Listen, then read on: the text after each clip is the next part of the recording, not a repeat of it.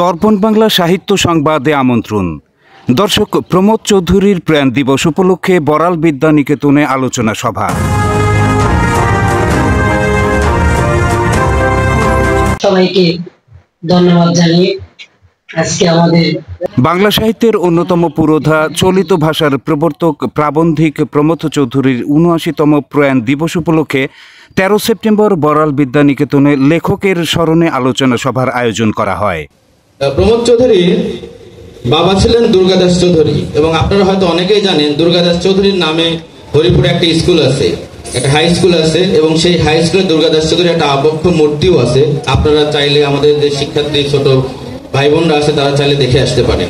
১৯ শতকের দ্বিতীয় দশকে এবং ২০ শতকের প্রথম দিকে যখন রবীন্দ্রনাথের সর্বত্র বিস্তার, ঠিক রবীন্দ্র বলয়ের মধ্যে এসে যিনি রবীন্দ্রনাথকে নিজের উপর প্রভাবিত করতে পেরেছিলেন তিনি হচ্ছেন প্রমোদ চৌধুরী।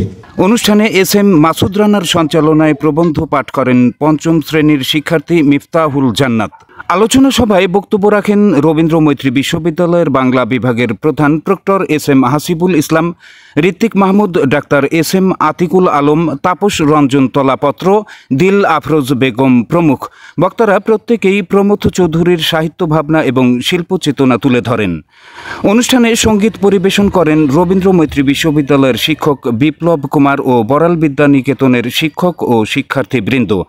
কবিতা আবৃত্তি করেন সজল বিশ্বাস, আলমগীর মোহাম্মদ, বিপ্লব আচার্য। সবশেষে চলনবিল ও বড়াল নদী রক্ষা আন্দোলনের উপর একটি ডকুমেন্টারি প্রদর্শন করা হয়। প্রিয় দর্শক, এতক্ষণ দর্পণ বাংলার সাথে থাকার জন্য ধন্যবাদ।